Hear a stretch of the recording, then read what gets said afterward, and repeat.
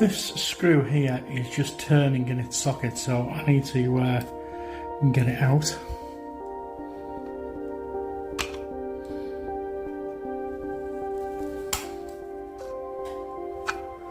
So once that goes back in, it ain't come back out again.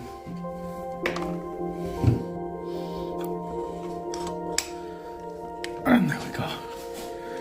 Our parts exposed, and there we go. It's marked negative there, and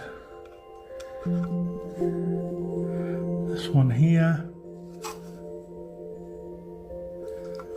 and this one here. It should be good to go. Actually, well, hopefully, we'll soon find out. Got our soldering iron warmed up.